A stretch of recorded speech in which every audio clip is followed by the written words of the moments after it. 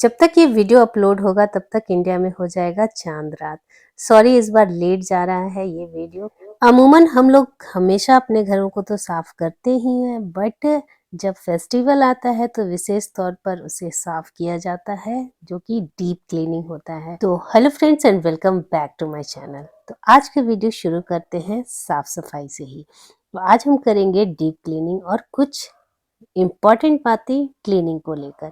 तो क्लीनिंग की शुरुआत हम करते हैं पंखे के साफ करने से। तो ये देखिए, ये पंखे को जितना भी आप ट्रिक लगाकर साफ कर ले, जैसे मैंने कई वीडियोस में देखे हैं कि हैंगर वगैरह लगाकर और कपड़े में लपेटकर साफ करना या किसी भी तरीके से, बट कोई भी नुस्खा काम नहीं आता है पंखे को साफ करने में, प्रॉपर साफ करने में। हमारा देसी नुस्खा और जो पुराने ज़माने से चला आ रहा है ये कपड़े वाला ट्रिक, वही काम आता है, वो भी हाथों से साफ किए बगैर। पंखा चमक ही नहीं सकता बहुत अच्छे से। तो ये देखिए, ये हो गया हमारे पंखे की क्लीनिंग। अब आई बारी झूमर की। तो झूमर लेते समय हमेशा इसके स्ट्रक्चर का ज़रूर विशेष ख्याल रखें कि इसकी साफ सफाई में कोई ज़्यादा दिक्कत ना आए, क्योंकि एक तो ये ऊंचाई में रहता है, इसे सफाई करना थोड़ा टफ होता है। हमेशा तो हम इसे साफ नहीं कर सकते हैं, बट जब भी करें ये इजीली साफ हो जाए, क्लीन हो जाए।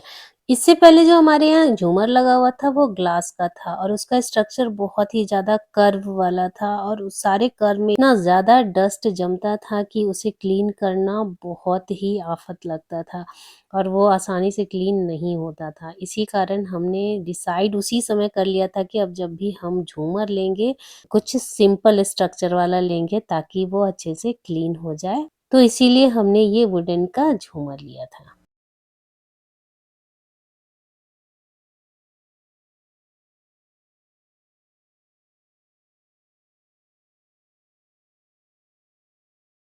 अभी फ़िलहाल हम ड्राइंग रूम की ही सफाई कर रहे हैं। तो ये देखिए, ये सोफ़े का कवर गंदा हो गया था, मतलब थोड़ा-सा डस्ट आ गया था, जो भी हमने ऊपर सफाई की है ना उसका डस्ट था, तो उसे हमने झाड़ दिया। अभी धोऊँगी नहीं, क्योंकि अभी मैंने कुछ दिन पहले ही सोफ़े का कवर को धोया था और साथ में कुशन कवर भी मैंने धोया था। इस कारण मैं अभी धोऊँगी नहीं सोफ़े के कवर को, बस झाड़ दिया है अच्छे से और इसे फिर से लगा देंगे।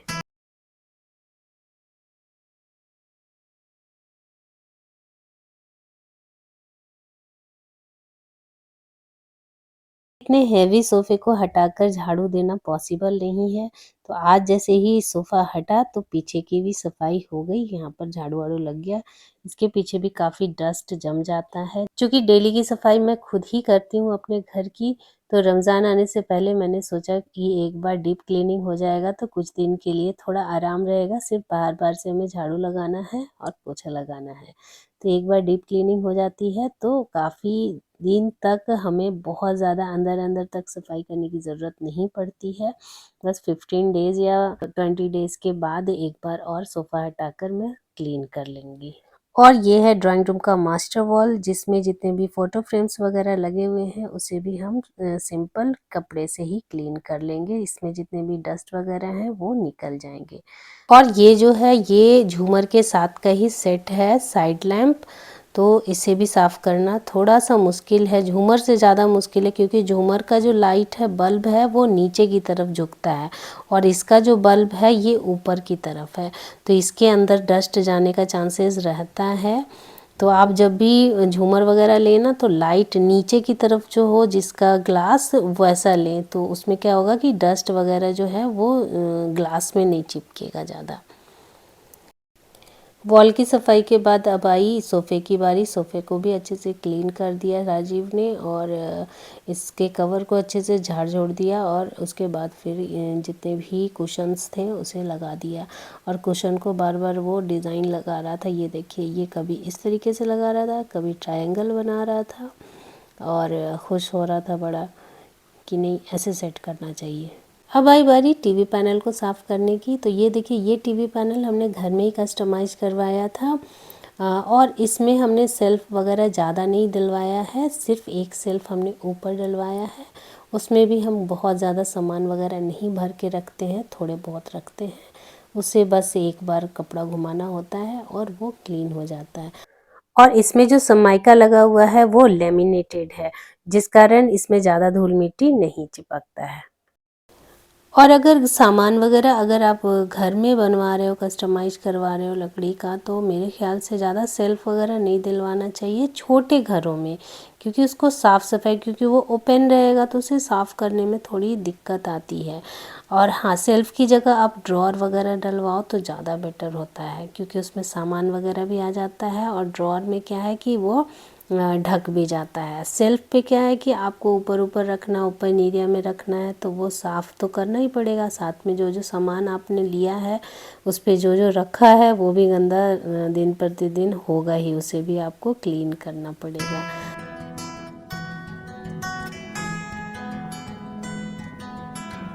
और जब भी हम एलईडी टीवी वगैरह लेते हैं तो इंस्ट्रक्शन दी जाती है कि एलईडी के स्क्रीन को कभी हम गीले कपड़े से साफ़ ना करें।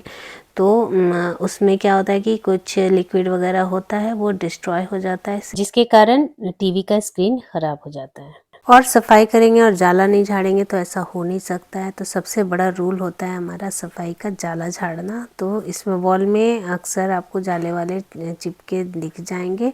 वैसे मैं हर 10-15 दिन में ऐसे भी झाड़ू वाड़ू लगाते समय मैं जाले वाले निकाल लेती हूँ। तो उतने ज़्यादा तो जाले हैं नहीं, बट कुछ कुछ कॉर्नर ऐसा रह जाता है जहाँ जाले रहते हैं, जहाँ हमारी नज़र नहीं जाती है, हाथ नहीं पहुँचता है।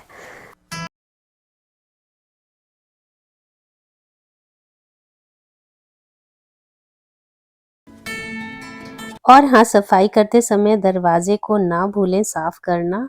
तो दरवाजे में तो ज़्यादा मेहनत नहीं लगती है, बस एक बार गीले कपड़े से साफ कर दो, दूसरी बार सूखे कपड़े से, वो बिल्कुल चमक जाता है। और ये है इस रूम का लास्ट वॉल, जिसमें भी कुछ कुछ फोटो फ्रेम्स वगैरह लगे हुए हैं, उसे भी सिर्फ सूखे कपड़े से अच्छे से इसके डस्ट को हटा देना है और ये क्लीन हो गया।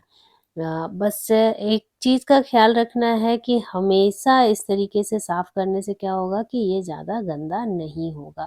अब मैंने अभी जो साफ़ कर लिया है, इसे डस्ट कर लिया है, अब सीधे मुझे 1 महीने बाद ईद के समय में इस तरीके से सिर्फ़ डस्टिंग करूँगी इसकी, तो ये बिल्कुल क्लीन हो जाएगा। और ये देखिए, सफाई करते-करते ये जो घड़ी है ना, ये बिल्कुुल सिंपल था। तो मैंने इसमें इस तरीके से आर्टिफ़िशियल लीफ को जोड़कर एक माला बना दिया था और उसे चारों तरफ मैंने घड़ी के लगा दिया था, तो उससे एक गेटअप आ गया था घड़ी का। तो राजीव ने कहा कि क्यों ना मैं इसे बाहर निकाल कर फिर से इसे लगा दूँ, उससे बार-बार ये गिरता ही जा रहा था। तो ये देखिए, ये फाइनली बड़ी मुश्किल के बाद ये लीफ टंगा है।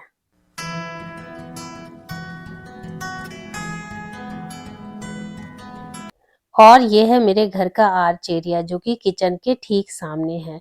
किचन में हमारे चिमनी नहीं है, जिस कारण बहुत ज़्यादा चिकनाई जो है वो जमती है यहाँ के आसपास के एरिया में। और ये चिकनाई साफ करने के लिए कपड़े को ना पहले हम सर्फ के पानी में भिगो के उसके बाद एक बार पोंछने के बाद फिर एक सूखे कपड़े से पोंछने पर ये बहुत अच्छे से क्लीन हो जाता है। जब घर की डीप क्लीनिंग चल रही है तो पर्दे के रॉड को कैसे भूल सकते हैं, उसे भी साफ करना तो बनता है। और जितना भी ये जो दरवाजे का चौखट वगैरह है उसे भी अच्छे से राजीव ने क्लीन कर दिया। और ये देखिए, ये जो पर्दे का रॉड है ना, उसके साइड साइड में इस तरीके का लट्टू लगा हुआ है जो कि वुडन है। ये आज से 10 साल पहले मैंने लिया था, जब मैं शिफ्ट की थी तभी मैंने ये वाला रॉड लगाया था। उस समय इसकी कीमत मुझे एक रॉड का सेट 300 में पड़ा था। तो मैंने ऐसे करके पूरे कमरे में इसी तरीके का सेट बनवाया था। और ये किचन के बाहर का लैंप है जो कि वाइट कलर है, तो इस पर भी चिकनाई जो जमी है वो साफ-साफ दिख रहा है। ये देखिए, इसे भी साफ करने में वही सर्फ़ के पानी वाला जो टुकड़ा हमने भिगोया था उसी से इसे क्लीन किया। तो ये छूट गया, पूरी तरीके से तो साफ नहीं हुआ, बट हाँ, बहुत हद तक ये छूट गया। इसे साफ करने के लिए ना जब भी हमारे यहाँ इलेक्ट्रीशियन वगैरह आएँगे ना, तो उनसे खुलवाकर ये वाला ग्लास उसके बाद धोना पड़ेगा। तो ये अच्छे से साफ हो जाएगा।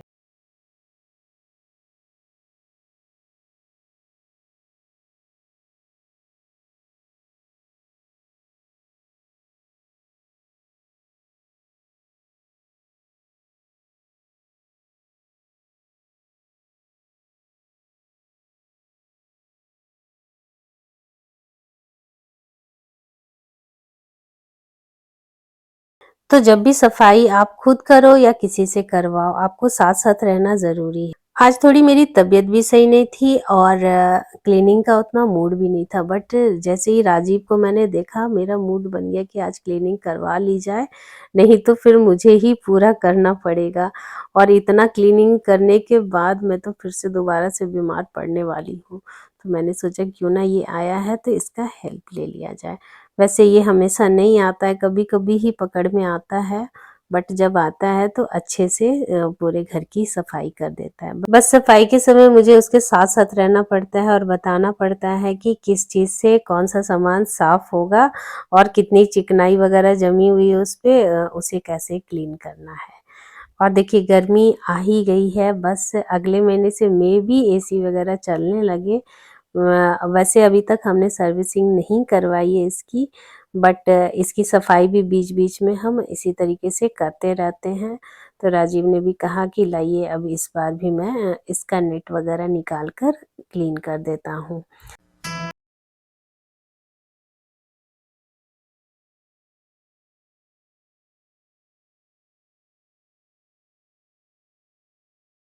पर गर्मी आ जाएगी जब एसी वगैरह चलने लगेगा, तो इसी तरीके से हर 15 डेज में अगर आप नेट वगैरह ऐसे क्लीन करते रहेंगे तो आपकी एसी अच्छी खासी चलेगी।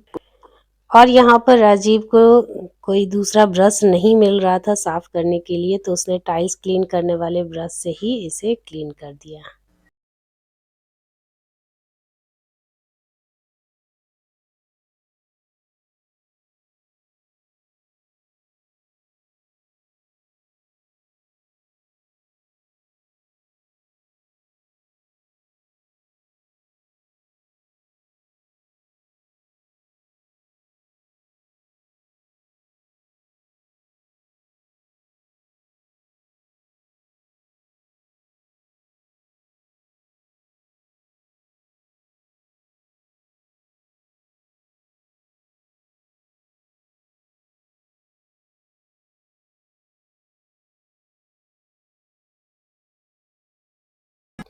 और एसी क्लीनिंग के बाद ये रहा हमारा बुक शेल्फ, जिसके ऊपर बहुत सारा सामान रखा हुआ था। उसे हटाने के बाद इस पे जो भी मैट बिछा हुआ था उसे हटाकर अच्छे से क्लीन करके, और मैट क्योंकि मैंने अभी कुछ दिन पहले ही धोया था, वॉश किया था, इस कारण मैं इसे वॉश नहीं कर रही हूँ, बस हल्का हल्का झाड़ कर और फिर लगा दिया। और साथ का साथ झाड़ू देकर जितनी भी गंदगी थी उसे बाहर कर दिया। अब आ गए हम अनाया के कमरे में। अनाया के कमरे में आपको इस तरीके का सामान बहुत सारा मिल जाएगा, बलून सलून। वो बर्थडे का बलून अभी तक लगा कर रखी थी, उसे भी हमने हटा दिया।